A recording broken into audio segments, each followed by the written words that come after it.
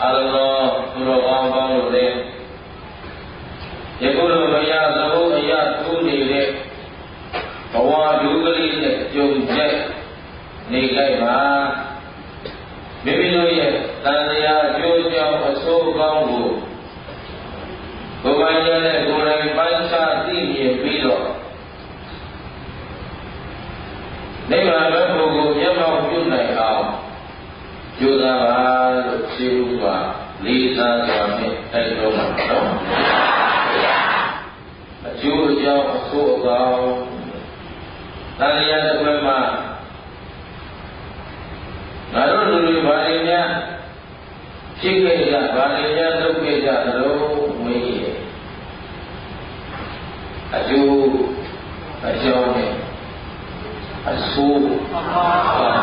kalau seperti Kacau curi, kacau dulu bayar. Kita semua di tanah ini, gua berdesa surah aja. Kamu pada berdesa surah aja. Kamu pada surah aja. Dari jauh ni, akau ni, jangan. Kau dekat, lima dekat. Tadi yang bermajilu meleleh, tadi yang lewat, kacau sulit sikit, akau sulit sikit, akau ni belok apa mesti, asal ni belak. Kalau, jamaah di sana itu, kau bayar nale atau jual atau siapa?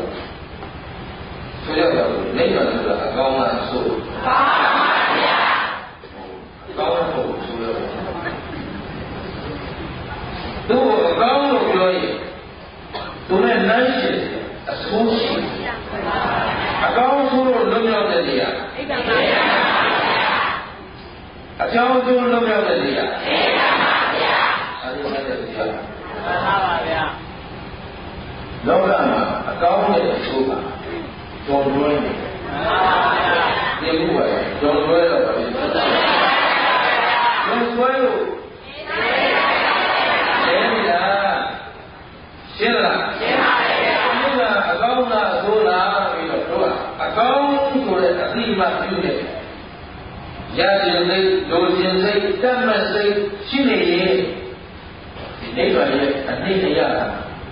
ini semua. Ayatnya ialah kalau dia boleh kebanyakan kurang paisa ini sini dia itu jadi dulu orang bantu kita saja lalu begini dan usaha tapi ini kalau Lepas dia urusan ni, nak dia ada yang siapa? Aku memang kalau itu lalu lepas dia urusan, tahu sampai dan dia kan dia lah. Pada tahu tiup pusat yang tinggi. Jika nak orang jiwa, dia sama. Jadi lagi lalu doktor jadi. Hintan ini bawa nombor. Dulu sensi apa? Corona, kan juga hansau dia lalu juga. Yang mana? Bagaimana tu? Hari. Bosan ini. Dia sahaja ada dia. Terus orang itu soal. Tu nak sedang tu. Ada tempat apa nak buat? Kejadian yang mau saya ada. Bahasa sana lalu tu. Asyik ni. Saya kira orang ini. Dah saya jom dia masuk. Karena boleh asyik. Boleh. ဒီပုံတော့ဆိုတာ60အောက်ဝင်ကြီးပြန်တော်မူတယ်60တဲ့မှာပြန်တော်မူတာဟုတ်ဒီတော့ပြန်တော်မူတာဒီပုံကိုလည်းကြာဒီလေတော့ဘာဝတိကပုံကိုခါလာကြီးတောင်းနေအဲ့တော့အဘာဝတရားကိုသဘာဝ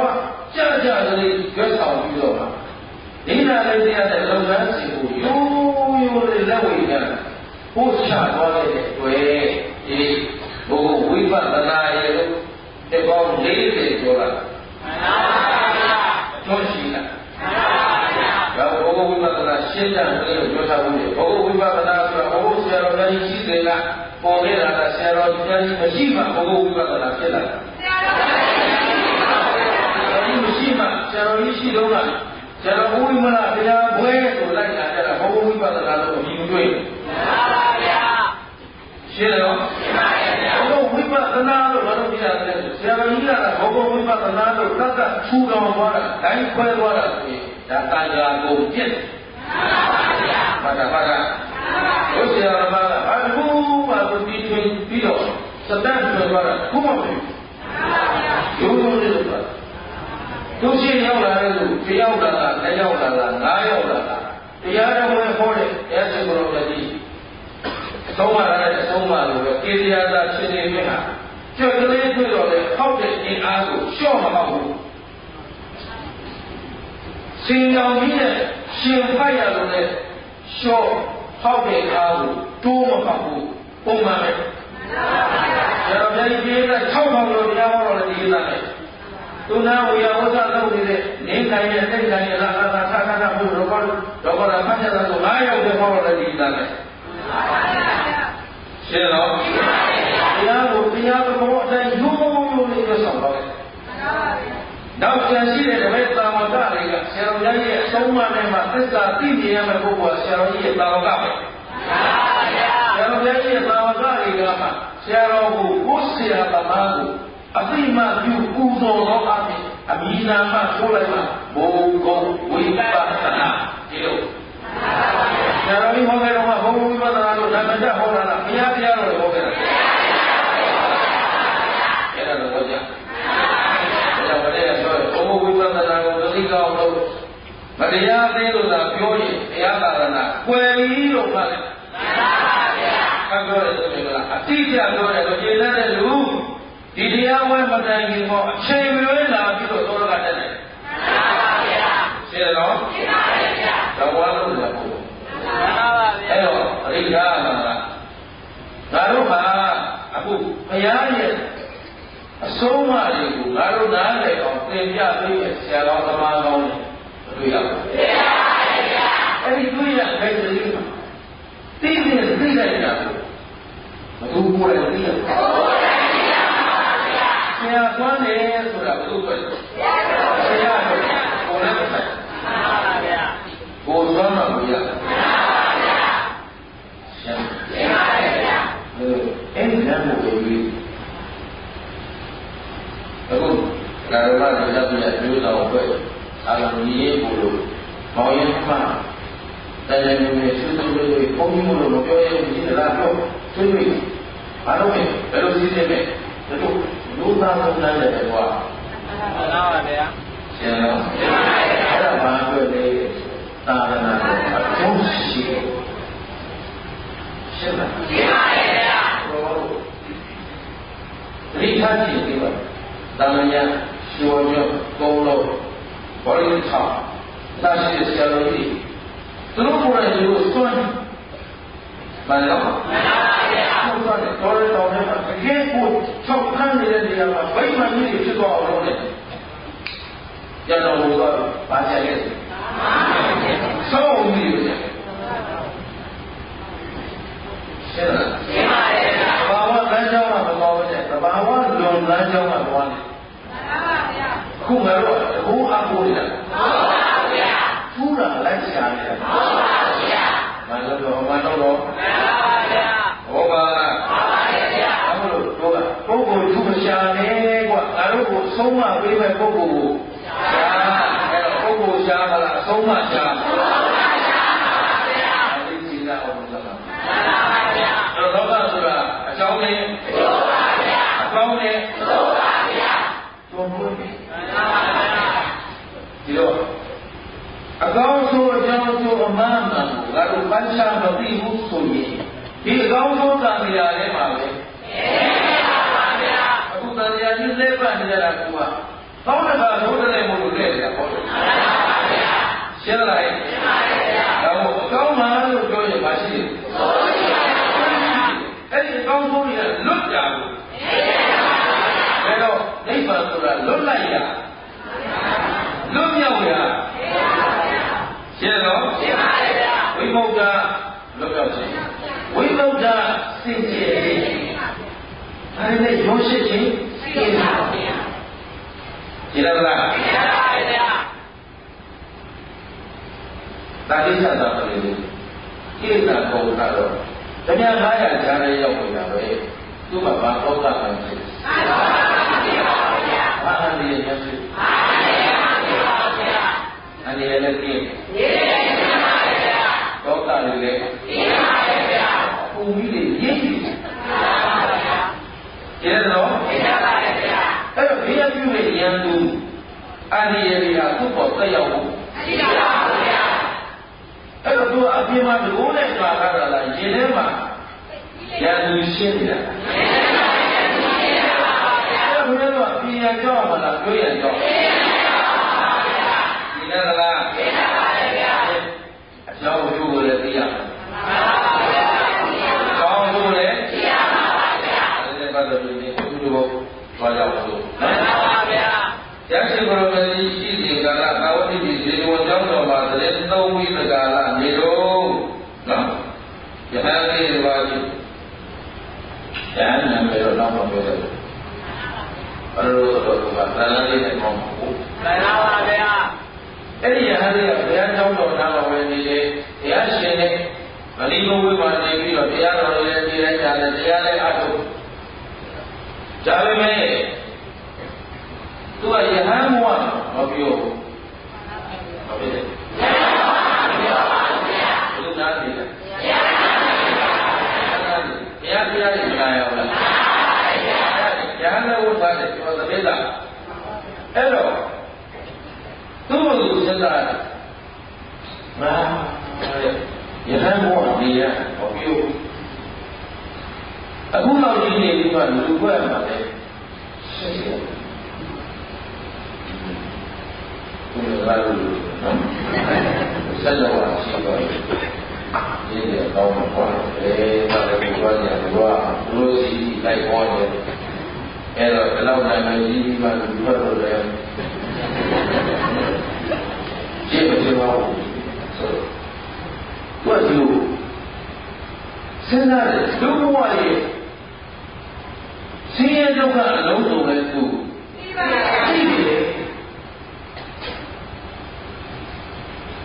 ဒီနှလုံးသွင်းပြီးတာတော့လူဘဝဆင်းရဲတွေကိုသူသိရှားဖွေရတဲ့သာသနာ့သမီးတို့ကဆွေတို့ကမျိုးတို့ကကျန်တို့ကရွာတို့ကမျိုးစုံလောကဓာတ်တွေကိုသူနားတယ်ဒါပေမဲ့လည်းညဉ့်ညံ့တဲ့ယဟန်ဘဝမှာလည်းပြောပါဗျာတဲ့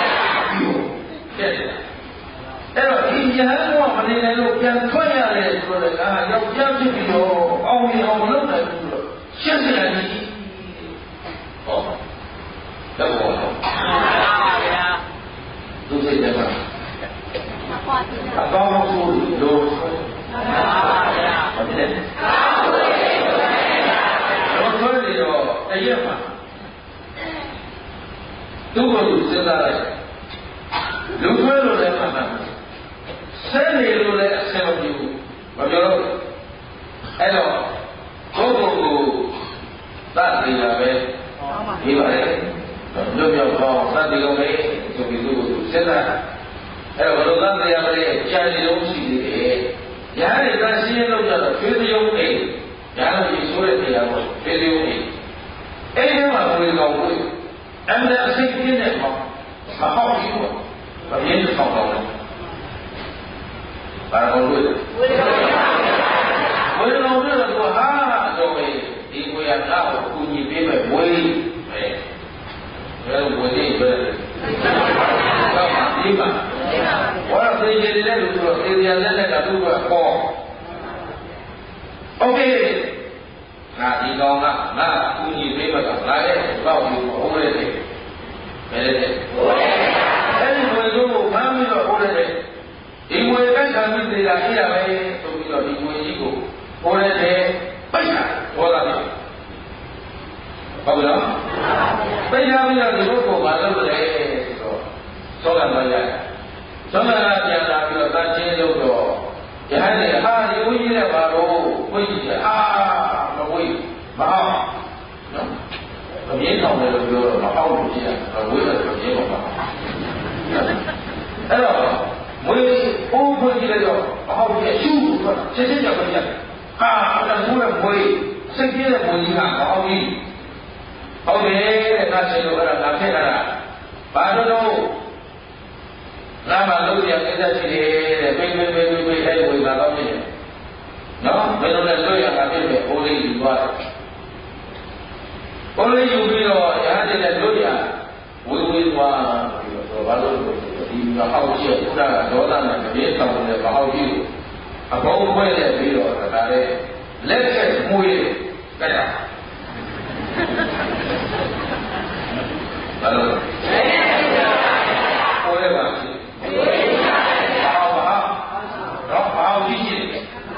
အစိတ်ကြီးတဲ့ကိုကြီးလက်ထက်ကြီး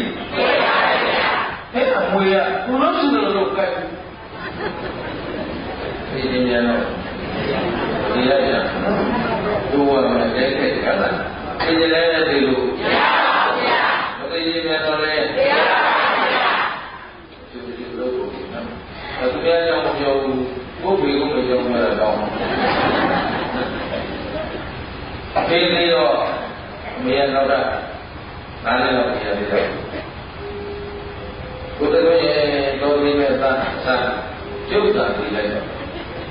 မရလည်းပြောလို့ပြောတာပါနော်အစားသေးရလောကတိဟမ်အမလေးငါသားလေးဒီကောင်မဲ့သံဃာလားငါလည်းရောက်တော့ပြောအောင်လို့ရှင်းလားရှင်းပါပြီလောကကြောင့်ဒီလောကတိအဲ့တော့ဘုသေကြီးလို့သေပါဗျာသေပါဗျာတဲ့ဒီဝိရတာဝိရတာဝိပ္ပလောကတော့ညာ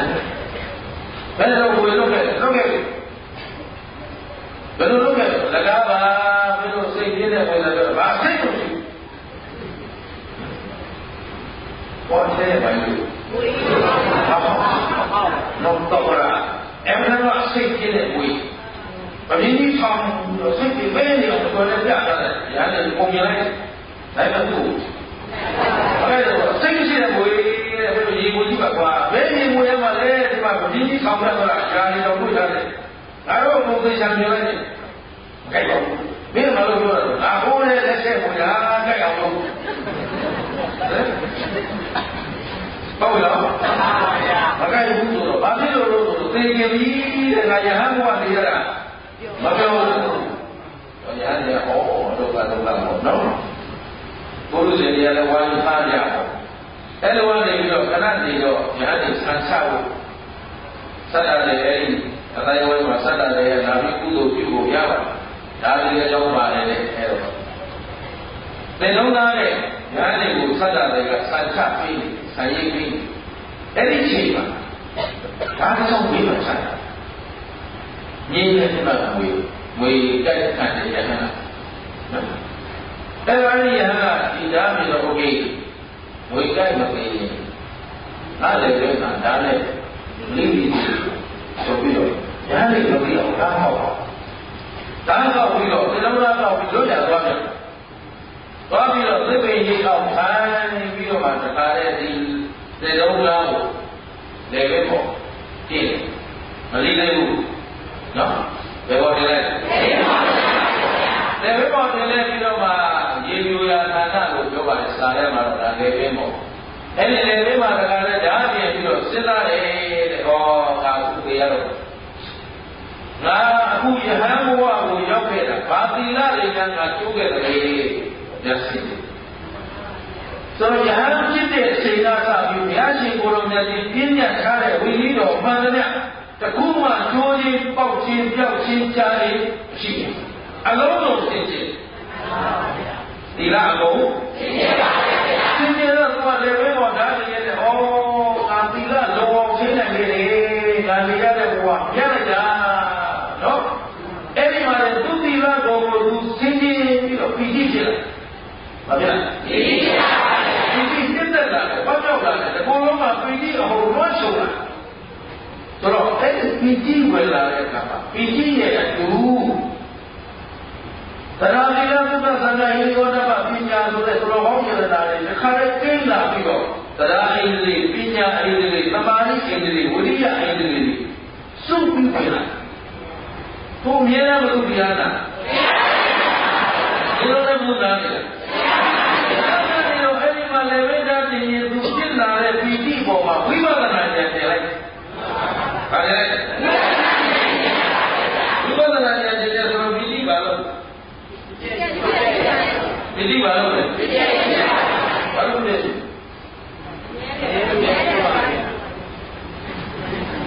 ဘာလို့လဲ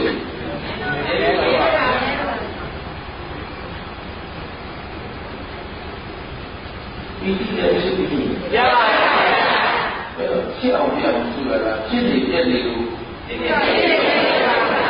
နေပြနေလို့ဖြစ်တာပြတာရှုတာမှန်ပါဗျာဒါလို့တော့မှန်ပါဗျာအဲ့ဒါတည်းဒီလိုတရားအထုတ်ရတာနားလိုက်တာဘာမှနားလိုက်တာဖြစ်ပြရှုတာဘယ်လိုမှမဖြစ်ဒီလိုမရှိဘူးလားမှန်ပါဗျာဒီကမာကြီးဒီကကြီးကသူကဘယ်လိုရှုတာလဲမြို့ပြည့်အောင်ရှုနေတယ်ပြောက်ပြောဟုတ်ပါပါဗျာလို့ရှုသိရဖြစ်တယ်ဖြစ်တယ်ရှုပါအဲ့တော့ဖြစ်နေရင်ဖြစ်နေမှန်းသိပြီလားဖြစ်နေရင်ဒီလိုဖြစ်တာမျိုးဖြစ်ပိုင်းနေတယ်ဆိုရောဖြစ်မှန်းသိပြီလားဟုတ်ကဲ့လားအဲ့ဒါကိုဝိပဿနာသဘောနားမလဲတော့ဝိပဿနာဆိုတော့သူပြတာကြည့်ရမှာဟုတ်ပါပြတာကြည့်ရမှာကိုယ်ကလုံးပြန်ရမှာလားဟုတ်ပါဗျာအဖြစ်တဲ့ရှုပြောရတာကလောကမှာရှိတာကိုယ်ကဖြစ်ပြီးရဲ့ဖြစ်ပါဗျာအဲဒါကြောင့်ဖြစ်တဲ့ရှုပြောရမှန်ပါဗျာအဲ့တော့သူဖြစ်ပေါ်လာတဲ့ပီတိကိုဆင်ခြင်ကြည့်လိုက်တဲ့ဆိုရင်ပဲရဲတာလို့မမြဲတာလို့ဒါဖြင့်ရှင်းရပီတိကဖြစ်ပြဲလောက်ကရှုတာကသူကြတော့ရှင်းတာဖြစ်ဖြစ်နောက်ကြမှာတခါလဲခဲ့တော့အဲ့ဒီပီတိရှုရင်းနဲ့လေးမဲ့လေးဖို့တခါလဲရမှာရှင်းလားရှင်းပါပြီအဲ့ဒီကြားနေရဲ့သူကိလာကိုရှင်းနေတယ်သီလစင်ကြယ်တာကိုသိတော့ပါဖြစ်လားအဲ့ဒီပီတိဆိုတော့ပီတိရောက်ပြီဆိုတဲ့သူမှာသမာဓိတွေကြီးနေပြီဒီဝိရိယတွေကျင်းနေပြီနောက်ကပါလိမ့်ရဲ့ညာလေးနဲ့သင်ကြပြီးတော့ပီတိမှန်များဖြစ်ပြီးတော့သောမနတာလည်းဖြစ်ပြီးတော့ဒုက္ခလည်းဖြစ်ပြီးတော့အဲဒီချိန်ကြားလိုက်လားပီတိလာရင်သောမနတာဒုက္ခဝေဒနာအဲ့ဒါတွေအားလုံးဖြစ်ပြပါဗျာရှင်ကဖြစ်ဖြစ်နာပါပါဗျာအဲ့တော့ဒီဟာပါပြောပဋိသမိတာပတ္တသာမဏေယပဲလားမှန်ပါဗျာသန္တာဘိညာအဘိညာ6ပါးသဘောဝင်နေပြည့်စုံပါကျတော့မှန်ပါဗျာဒီလိုရဟန္တာပြောပြီးတော့ဆက်ပြီးအောင်လားပြီးတော့ပါဗျာဒီမှာတော့လားဟုတ်ပါဗျာဒီလေတာကုန်ပြပါဗျာတော်တော်ဆိုမပြောလို့ဆိုတော့တာမှန်ပါဗျာရဟန္တာရှိတော့ပါဗျာဘောလာမှုပြီးတော့ပြောရပြင်းနေလားဒီတရားမတရားလဲသိပါပါဗျာသိခြင်းမသိခြင်းလည်းသူဘောသူဆိုမှန်ပါဗျာအဲ့ဒါလည်းလို့လေမှန်ပါဗျာတန်ခိကပြောတာမရှိလားရှိပါဗျာအဲ့ဒါသိရလည်းသူလည်းမဆိုင်မသိရလဲမှန်ပါဗျာရှင်းလားရှင်းပါဗျာခင်ဗျားတို့ကြတော့သိပါလဲကြောက်မှန်ပါဗျာဒီကမှလည်းမှတ်တာဘယ်လိုကြောက်တရားမှာဆိုဘောဓိစာကအင်းတော်ဘုရားဘုရားဆိုဘုန်းကြီးဘယ်လိုဟုတ်လို့900ဘူးဒီလိုပြောနော်900ဘူးဆိုတော့ဘုရားဘုရား900တော့ရတာဒီဘာလို့ ဘောလို့ကတောင်းမှချာဟောရုပ်တဲ့ဓမ္မကြီးကိုဘောပြောအားတော့ကိုအ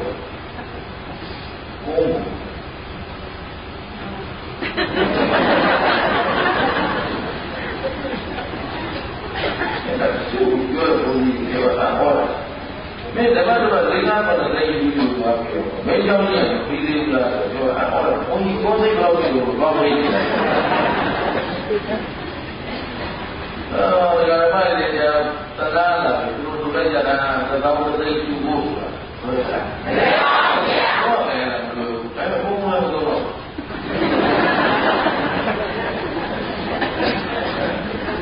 ဒီရတယ်မဟာဘူးဗျာဒီရတယ်ဘယ်လိုလဲကြားပါရဲ့အခု7ဝိဓာတည်ပြီးသက်လီးလေးလားပြီးပါပါဗျာဒီရပါဏာတိပါဒကလည်းခိုင်းတော့တော့ဉာဏ်နာများသူ့ဘုသူတတ်သေးလားသိပါပါဗျာသူ့ဘုသူသားလို့သူများတတ်တာမှန်ပါဗျာဉာဏ်မဟုတ်ဘောဓဘာတော့မတတ်တော့မှန်ပါဗျာရှင်းလားရှင်းပါတယ်ဗျာအဒီသီလားအဒီသီလားဒီမျက်နှာဘုရားပြော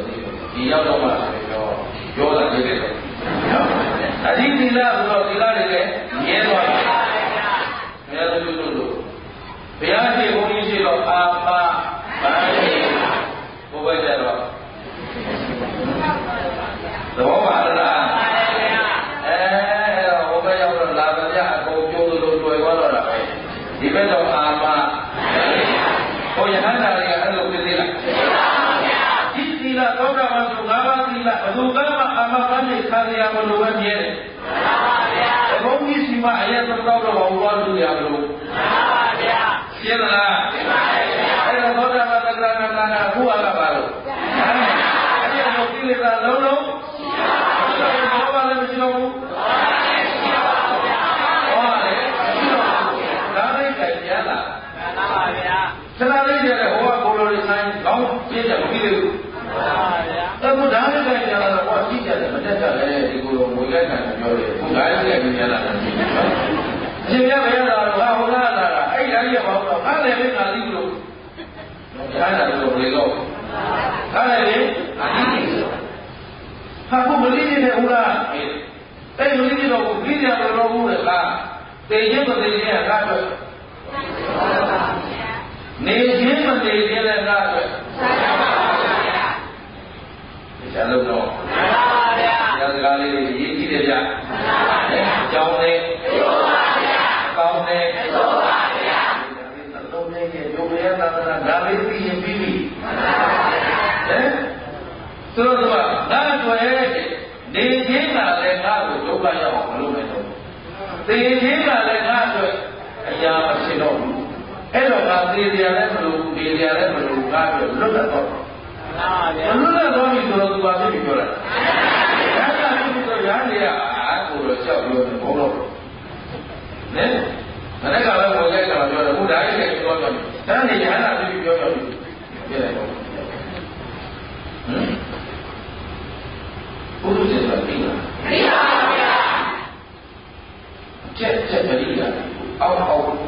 ဘယ်လိုမှမသိဘူးမှန်ပါဗျာအဲ့တော့ဘုရားကတော့သူဖြစ်စေတဲ့အမှန်ပြောတာဒါနဲ့ပတ်ဝန်းကျင်ဆိုတာကအကောင်းမြင်ဝါဒသမားတွေလားဆိုးမြင်ဝါဒဆိုးမြင်ဝါဒရတယ်ဘုရားဒီဘာလို့ဘုရားဘုရားပြညာတော်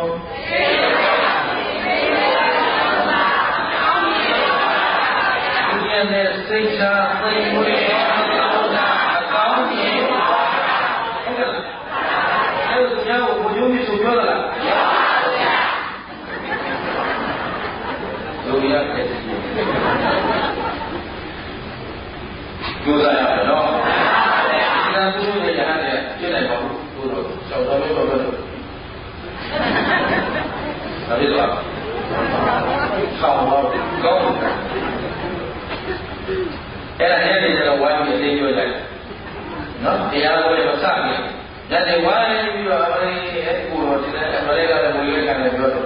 ညာဘောလူတို့ပြည်လည်းပြောတယ်လည်းဒါကြီးဒီလည်းပဲဒီမပြောပြီးကိုကြီးတဲ့ကောင်ကိုပြောရပြီဒီတဲ့တိုင်တော့ဒီကိုစီမတိုင်းရအရင်ကနော်ဝိုင်းပြီးတော့အ င်းပြောကြရှင်းတယ်ပြောပေါ်ရပြောမှန်ပါပါဗျာတော့ရောက်တော့တော့တတိကောင်းတာနော်ပမာသွေးဟာရဲတယ်ပမာရရဲရဲတော့တတိစိတ်တော့ရှင်းတယ်ပြောပေါ်ရပြောတော့ဘုံလုံးပဲလုံးလုံးရပုံပဲတော့ဘုရားသူများမကောင်းကြောင်းကိုရှင်းတယ်လည်းမပြောဘူးဘာပါတာဇုံရတဲ့ရှင်းလားရှင်းပါရဲ့ဗျာဘုရားတော်ပြောနေတဲ့ကတည်းကလူတွေရှိတဲ့ဟောမှာတင်းပြောနေကြတာပါလေမှန်ပါဗျာဗျာတဲ့မှန်ပါဗျာနော်ဘုရားဝဲမလာခင်အတင်းတိုင်းပြောနေကြတာပါလေလို့အဲ့တော့ဘုရားရှင်ကိုယ်တော်ကြီးကြွလာဘုရားကလည်းသိတယ်ပြိဝေရောက်လာရင်များသောအဖြစ်ဒီလိုပြောတာပဲဟဲ့ငါမလာခင်တို့ဘာပြောနေကြလဲပြောနေကြတာဟုတ်တယ်အဲ့တော့အားရှင်များဒီမှာနေသူကြလာတဲ့လူကြီးတို့ဒီမှာနေရဟမ်လူတွေနေတဲ့လူကြီးမနေ့ကဝေစိုးတကောင်မဟောက်ကြီးအမှန်တရားစိတ်ချင်းတဲ့ဝေကြီးကိုဒီမှာနဲ့ကိုယ်လည်းလက်နဲ့မကိုက်ဘူးဗျာအဲ့မကိုက်ဘူးဆိုပြီးသူပြည့်တယ်ပြောပြီးလည်းဈာနဲ့လိမ့်မယ်ဆိုဓာတ်ယူသွားတယ်ဓာတ်ယူသွားပြီးသူ့လည်းပြသူဓာတ်နဲ့လိမယ်လုပ်ပြီးတော့မှကိုရဟန္တာသိပြီးပြောပြန်တယ်အဲ့ဒါအရှင်ဘုရားသူ့ကြောင့်ပြောနေကြတာခြေတော်တဲ့သူတော်ဘာရဲ့အကြောင်းကိုမင်းတို့သိခဲ့တာဘယ်နည်းနဲ့မှမသိပါဘူးဗျာ။ဒါရဲ့ခြေသားဟာဧကံတော်တပန်စာတိရပြီလားမသိပါဘူးဗျာ။နေခြင်းနဲ့သူ့အတွက်မထူးဘူးနေခြင်းနဲ့ထူးပါဘူးဗျာ။ပါဘူးဗျာ။အဲ့တော့အနေထူးသေးထူးကြလို့ဒုက္ခအများကြီးတယ်မှန်ပါဗျာ။ထူးကြတယ်လို့ပြောတယ်မှန်ပါဗျာ။ဘောပါလားဒီတော့လည်းဒီလိုဆိုရင်လည်းဒီကောင်းနေကြတယ်ဒီကောင်းနေကြတယ်အဲ့ဒါကိုရတာဒီလိုဆိုရင်လည်းဒီကောင်းနေကြတယ်ဒီကောင်းနေကြတယ်ဒီတော့ဒီတော့လေဒီကောင်းအဲ့ကြောင့်လို့ဒီရဟန္တာဆိုတော့မြေလည်းသူမြေလည်းသူပါဘုရားသဘာဝတိုင်းလေးသူတွေသွားတာရှိတာနဲ့ပြည့်တဲ့လို့သူ့မှာဘာမှလောဘဒေါသဘောဟာရှိပါဘူးတော့မလွတ်မြောက်နေတယ်သူကများတော့နေရတာလည်းသူ့နေတယ်မှန်ပါပါရှင်းလားဘောကြရလားပါတယ်ဗျာဘောကြရလားပါတယ်ဗျာတရားနာတော့ဘုရားမြင်နေပြီဘယ်တော့လို့နားတော့လို့ဟဲ့သဘောပါလားအမလေးတော့အဝေဝဇ္ဇတော့ကြတဲ့လူချင်းကြီးရတယ်ဆိုတော့ဘောဘုလို့ကဘာဘုလို့ဘာလို့ဟဲ့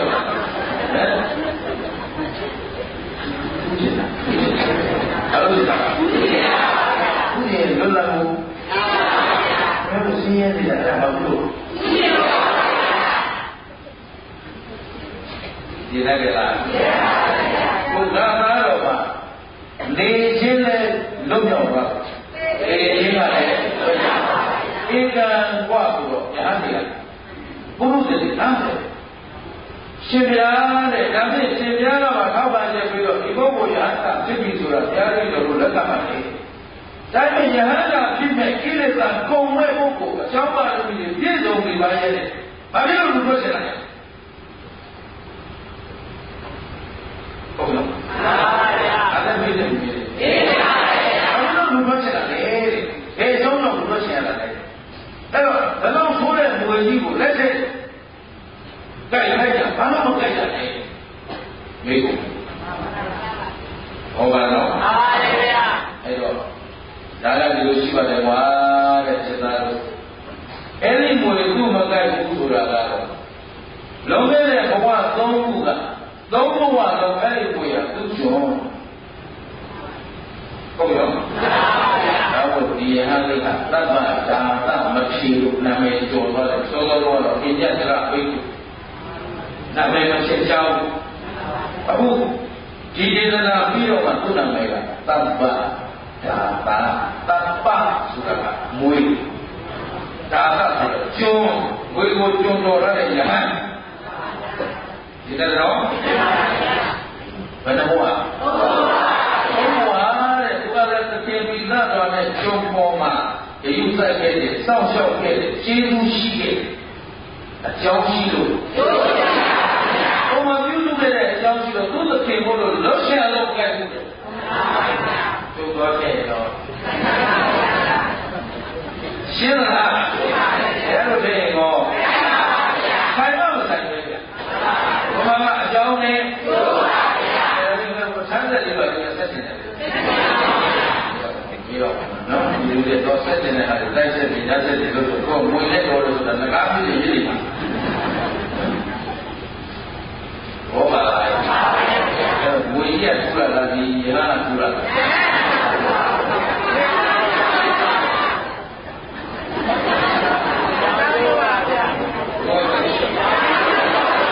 ကျောင်းနဲ့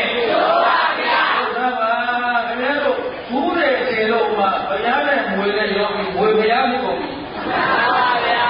ရှင်းလားရှင်းပါရဲ့ဗျာဒီဘာကြီးရောမလည်းတော့ဒီအဲ့ဒါမျိုးတွေလည်းကလက်စိတ်ကောင်းမှုလို့ဒီတူပြီဆိုင်မကြီးကြီးမွေကြီးကြီးကနောက်ကဘုရားတော်ဘုရားတော်ကိုသိမှကြားဟမ်မွေရကြီးကြီးဖြစ်မွေဆိုတာလည်းဆိုင်မှန်ပါဗျာအဲ့ဒါဘုရားတော်ရဲ့ပုံဘိဓုပြည်နာဒါမှမဟုတ်ဘိဓိဆိုတာတော့ဘာလို့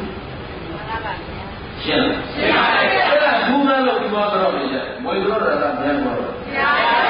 ပေမဲ့အာယုံကဘယ်လိုရောက်လဲအဲ့တော့သိမှုကိုရတယ်ဘာလို့တော့ဘယ်လိုဥဒ္ဒါရှာပေါ်ရလဲမှန်ပါဗျာတော့ဘုရားပြည့်တယ်ဟမ်အကြောင်းနဲ့မကြိုက်တာရဟန်းဘူးလို့လားဟုတ်ပါဘူးဗျာဘယ်ဘူးလို့လားဟုတ်ပါဘူးဗျာအဲ့ဒါကဘုရားဘာသာဆိုပြီးယူကြောင်ကြောင်ဘုရားဘာသာဖြစ်ကြပါလိမ့်မယ်မှန်ပါဗျာရှင်းလားရှင်းပါရဲ့ဗျာဒီလိုတင်လိုက်တော့ရှင်းပါရဲ့ဗျာရှင်းလို့ဆိုတော့တယ်မှန်ပါဗျာရှင်းတော့ရှင်းပါရဲ့ဗျာအဲ့တော့ဘုရားမိမာကြီးဘုရားလိုက်ရှာနေကြလို့ပြောတာနဲ့မှန်ပါဗျာနေလဲဘူးဖြစ်တယ်နေလဲဘူးဖြစ်ပါရဲ့ဗျာခန္ဓာကဆင်းရဲမှာဆင်းရဲပါဗျာအဲ့လိုဆင်းရဲတာ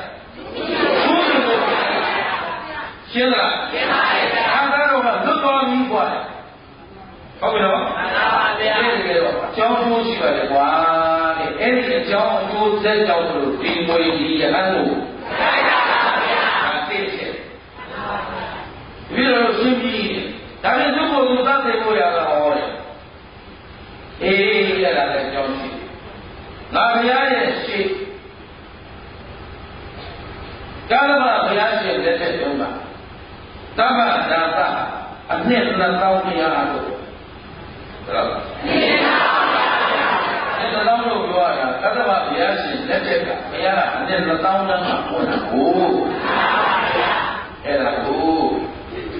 ကျက်နာလောက်ထားတာလေးတခုနဲ့ရှင်ပြကျေးဇူးရှင်ဘုရားဆရာတော်ဘုရားကြီးကရှင်ဆန္ဒနှစ်ပေါင်း40ကျော်တရားအထုတ်ခဲ့ဘုရားမရဘူးလို့ပြောတာသောတကဆရာတော်က40ကျော်တရားအထုတ်လို့ဘာနဲ့သက်ပြမှာလဲသင်ထားလို့အဲ့တော့အခုလေဘောရမဘုရားရှိရင်ရုပ်ကသောတကတက်ချင်ဘာကိစ္စကအနှစ်1000အထုတ်တယ်လို့ပြောရတာတော့ဘုရားပြည့်ချင်းများဒီကိုရဟန်းဖြစ်တယ်လို့အမှန်တရားလားရှင်းလားဒါအကြောင်းပြောမှလျော်ညီအောင်ပြောရတဲ့ကိစ္စတွေရှိပါတယ်အကုန်လိုက်ပြီးတော့မှသိုးသစ်ဆင်ပြီးတော့မှစင်ကြီးလဲနေတော့ပြောလို့ပုံမှာဟုတ်ပါဗျာမဖူးခြင်းပါနဲ့မှန်ပါဗျာရှင်းလားရှင်းပါဗျာဖူးခြင်းရင်တော့ယူဖို့ပဲရှိမှန်ပါဗျာဒီလိုက်တော့ရှင်းပါဗျာဘုရားကိုယ်တိုင်ပြောထားတာစာထဲမှာသိချပါတယ်တော့ဒီဘုရားလက်ထက်သာသနာ့ဘုရားလက်ထက်ကအနည်း2000အားထုတ်ထားတာဆိုတော့ဘုရားကဘယ်လောက်တန်းမှပွင့်လဲ2000တန်းမှပွင့်ရင်ဘုရားရဲ့သတ္တဟာအနည်း2000မနေဘူးဘုရားရှင်တော်ကြီးသတ္တကြီး9ပုံ4ပုံပဲနေရဒီလားလားဘောရကတဲ့ရင်ပြိက3ပုံတဲ့ရုံရှိတာဒီလားလားဒီလားပါလေဗျာအဲ့ဒါအဓိကလားအကြောင်းပြောလားလေမှန်ပါဗျာရှင်းတော့ရှင်းပါရဲ့ဗျာအဲ့တော့အနည်းဆုံးအားထုတ်ခဲ့တယ်ဒါပေမဲ့ဒီလိုရှိတယ်တရားထုတ်ပြီးရဟန်းဘဝရထားတဲ့တရားမှာယဟန်နှစ်ပါးတူပြီလူတွေဘယ်နှပါးလဲနှစ်ပါးမှာဒီသဗ္ဗတသမရှိဖြစ်မဲ့ယဟန်ရဲ့တငယ်ချင်းယဟန်တစ်ပါးကအဲ့ဒီအချိန်မှာတငယ်ချင်းယဟန်တစ်ပါးကအဲ့ဒီ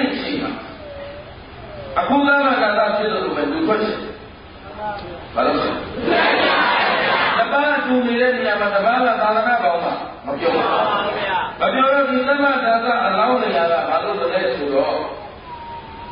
ငါရှင်လူဘဝအပဒပြမတ်ဆင်းရဲဒုက္ခများလို့အဲ့တော့ယဟန်ဘဝကပဒမအေးချမ်းပါလေဆိုတဲ့လက်ဆုံးကစားကိုတရားလေးကိုတော်တော်လေးဘာမှအမှုကိစ္စအများကြီးမရှိပါဘူးဗျာအဲ့တော့ငါရှင်သာသနာပေါ်မှာပြောအောင်ဒီလမ်းမှာဘာလို့လူတွေ့ရမလဲသူကတရားဟောသူကတရားဟောသဘာဝဒါပါယဟန်ဝေမကြိုက်ရလားမှန်ပါဗျာရှင်းတော့တရားဟောတော့ဒီတကယ်ချင်းလုံးတဲ့ယဟန်ကတပြေးပြေးတကယ်ချင်းနားချတရားချတာလည်းတော့ကဲလာမထွက်တော့ပြောတော့ဒီတော့ဆိုရလို့နော်အဲတလားလားသင်္ကန်းဒီမလျှော်ပဲနဲ့ဒီမချိုးပဲနေတာနော်သူကတော့မလုပ်ပြီးတော့အဲ့ဒါဝါရပြီးတော့စုံထဲမှာသူ့ဘက်တဲ့ယဟန်သင်္ကန်းတစ်စုံကြီးသူ့သင်္ကန်းကြီးဆောင်းထဲမှာလျှော်ရင်းတကယ်ချင်းတစ်ပါးသင်္ကန်းလျှော်ရင်းနဲ့စကားပြောကြတယ်ပြောတော့ဒီသမဂဒါနရဲ့တကယ်ချင်းကတကယ်တဲ့ဟောဒီသင်္ကန်းကြီးကသိကောင်းတာတကယ်တော့ငါလူထွက်ဖြစ်ခဲ့ရင်ဘယ်လူရဲ့မလို့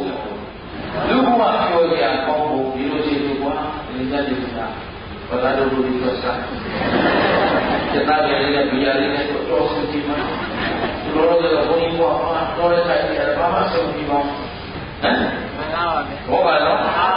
အဲဒီနေ့မှလေးဆောက်တယ်ဆိုရင်ဒီချင်းလေးကောင်းတာပေါ့နော်ဆိုတော့ဘုရားကသုံးလုံးကလူမထွက်အောင်သားရတယ်ကိုလူမအောင်ပြောနေတာလေကိုဘာလို့လူမအောင်ပြောလဲ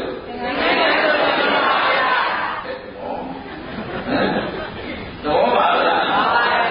ဒီတဲ့တွေ့လေးလူချင်းရှင်းလားရှင်းပါပါဗျာဒီမိုက်ကြီးအပြင်ကလည်းသိကောင်းတာတဲ့ဆိုတော့သောတော်ကတော့လူမထွက်အောင်ထားတာကစိတ်ဆိုးလားစိတ်ကောင်းလေးချင်းချင်းကဘာသာပြုတာဒီလိုပဲတောင်းလျှောက်ပြရတာပဲဟာဒီလည်းပြောလို့တော့မဟုတ်ဘူးလုံးပိန်းနေနေရတာမှန်ပါဗျာ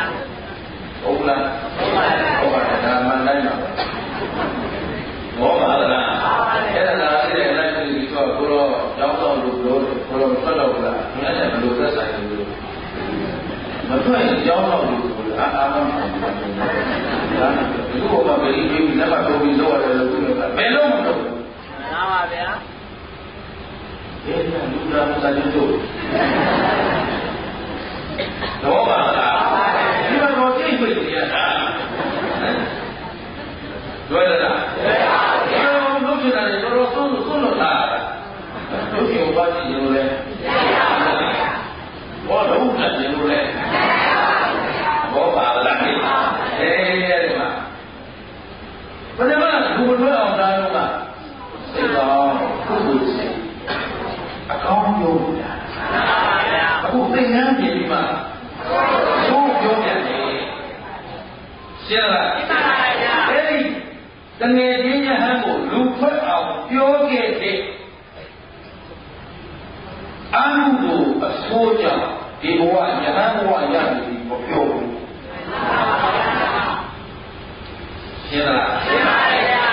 အဲ့တော့လူမထွက်အောင်တားခဲ့တဲ့သတ္တိကြောင့်လူမထွက်လိုက်ရပါဘူးအနည်းဘယ်နှသောအားထုတ်ပဲနှသောပါဗျာဒီတော့နှသောတော့မထားလိုက်ပါဘူးမှန်ပါပါဗျာနှသောအားထုတ်ခဲ့တဲ့သတ္တိကျေးဇူးကြောင့်ဘုဘဝမှာလေဝိဇ္ဇာတင်ပြီးပီတိဝိပဿနာရှုတာတဲ့မှန်ပါပါဗျာအဲ့တော့လိုဖြစ်သွားတာအကြောင်းကောင်းလို့မှန်ပါပါဗျာအကောင်းနဲ့အဆိုးပါဗျာတွန်းတွဲမှန်ပါပါဗျာသွားတဲ့အခါကျတော့သူ့မှာအကောင်းကိုလည်းမသက်ရောက်ဒီလားတော့သံဃိတသာမဏေလေးကိုဟောတဲ့တရားတော့ဒီသမ္မာဒသကိုဟောတဲ့တရားတော်တွေမှာဘုရားရှင်ကိုယ်တော်ပြောခဲ့တဲ့စကားတစ်ခုရှိတယ်။ငါသားတော်တွေဟာကွာတဲ့အကောင်းဆုံးကလုံရောက်သွားပြီ။အဲ့ဒါဘုရားကုသိုလ်ဆိုတာလည်းအဲ့မလို့တော့အာကုသိုလ်ဆိုတာလည်းမလို့တော့ဘယ်လိုပဲဟုတ်လားဘယ်လိုသူတို့တရားတော်တွေဟောတယ်ကုသိုလ်ဖြစ်လားအကျိုးပေးမှလားမပြီးတော့ကုသိုလ်တော့အာရုံနဲ့ပြောတယ်ဒါတော့တို့မှာကုသိုလ်လည်းမရှိတော့အာကုသိုလ်လည်းအားလုံးကဉာဏ်နဲ့တိုင်းရှင်သွားတဲ့အတွက်အကျိုးပေးကြမရှိပါဘူးဗျာသူတို့ကကု ကအကျိုးပေးကြကောင်းဆိုးကမရောက်ပါလေရှင်းလားဘုရားတို့ကျတော့သိုးကြိုက်တာအကောင်းကြိုက်တာ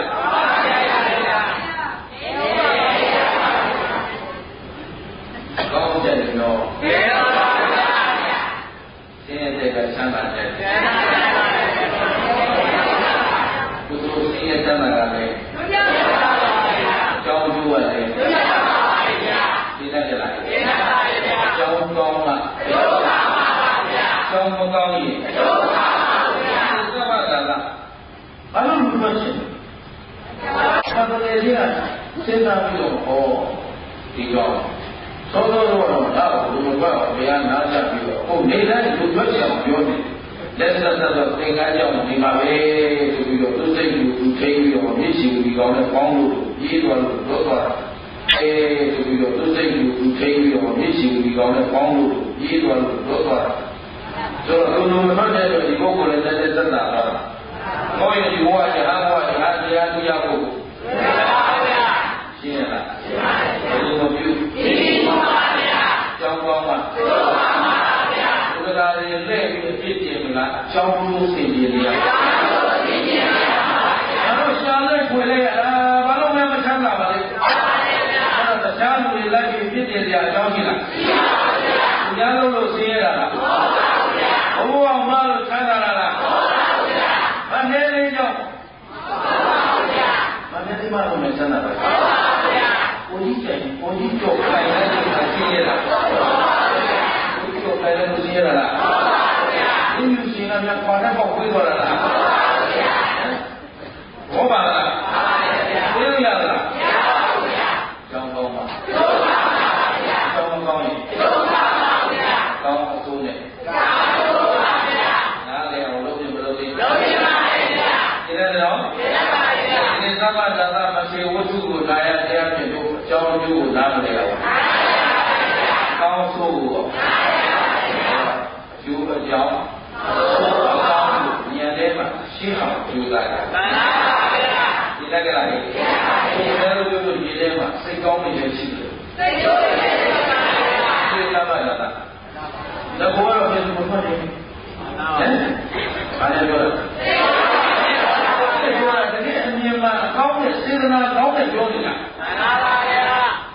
လူဟာဆင်းရဲတဲ့ဉာဏ်ဘောကဘယ်လိုချမ်းသာတာဘယ်လိုကိစ္စလဲစိတ်ကောင်းရှိလို့လားမှန်ပါပါဗျာဘုရားနဲ့သက်ဆောင်ဖို့ရောစိတ်ကောင်းပါဘုရားစိတ်ကောင်းပါရှင်းလားရှင်းပါဗျာတော့တောင်းပါဗျာဟောအဲ့ဒီအကြောင်းကောင်းတဲ့အတွက်ဒီယဟန္တာပြရမယ့်ဘဝမှာနာမည်ဆိုပြောပါမှန်ပါဗျာဒီရတော့ရှင်းပါဗျာအဲ့တော့ဘုရားတော်တို့ဦးဇင်းတို့မှာလည်းအတိတ်အတိတ်ဘဝသံဃာမှာပြုခဲ့တဲ့အကောင်း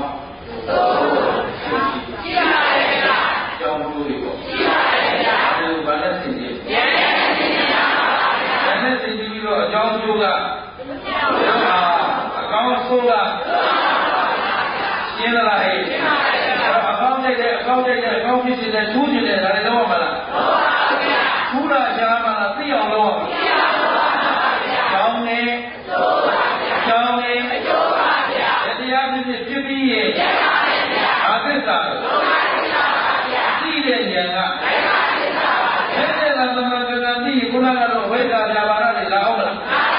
ဗျာအဲဒီသူဒီပုဂ္ဂိုလ်မှာဉာဏ်နဲ့သင်ကျင်ပြီးတဲ့အတွက်လောဘဒေါသအဝိဇ္ဇာဗျာပါရမလုပ်လားလုပ်ပါဗျာဒီလိုမျိုးကယူပြလာတာပဲမှန်ပါဗျာအမေကဘာလို့လဲမင်းသားနဲ့ဒီလိုခင်ဗျားတို့တို့လို့ဆိုရင်ရှက်တယ်လည်းပြောတာလည်းတော့ကြားတာမှန်ပါဗျာဒီလားလားရှင်းပါဗျာဘာလို့လဲလို့ဘုရားလေးပါတောင်းတယ်ရှင်းလားရှင်းပါဗျာဒီမှာလည်းဘောဘောချင်းရှင်းပါဗျာဒီလိုဘူးကြောက်လို့နေပြပါမှန်ပါဗျာဟုတ်တို့တို့တောင်းပဲရှင်းပါဗျာလုံးဝ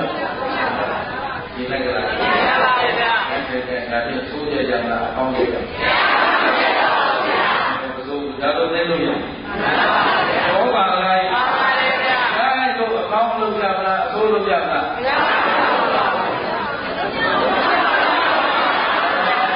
လုံးမြောက်အောင်ဘာမှမလုပ်လို့အဆိုးလုံးမလုပ်လိုက်တော့ဘောပါလားလုပ်တာတော့ကောင်းအောင်လို့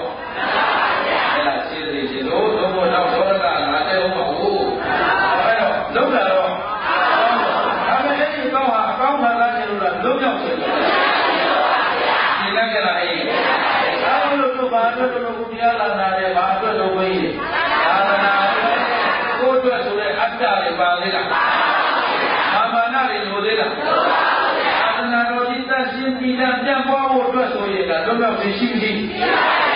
အကြောင်းလုံးရောက်ရင်အကြောင်းစင်ကြယ်ရင်အကြောင်းနဲ့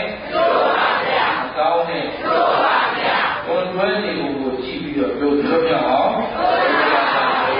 ဒီလက်ကလာရင်အဲ့တော့ကောင်းတဲ့လူတွေလည်းဉာဏ်ရှိယူနေတယ်ဆိုးတဲ့လူတွေလည်းသွားပုတ်ခတ်နေတယ်တို့အောင်နေကြဒီလက်ကလာရင်တို့အောင်နေမယ်ဆိုတော့တတိချာဖြစ်ပြီးတော့ဘာသစ္စာသိတဲ့ဉာဏ်ကသေတာကနောက်ခန္ဓာမလာတာကသစ္စာပရိစ္ဆေကဒီရသစ္စာလေးရဲ့ကြံရင်တိုက်မှလာရင်အကောင်းအဆိုးအကြောင်းကျိုးတန်တရားကလောက်ရောက်နိုင်မှာဖြစ်တဲ့အတွက်မမိတ်မလျော့မပေါ့ဆပဲနဲ့လောက်ရောက်အောင်ကြိုးစားကြပါစို့လို့တိုက်တွန်းရတဲ့ဒီညနာကြစို့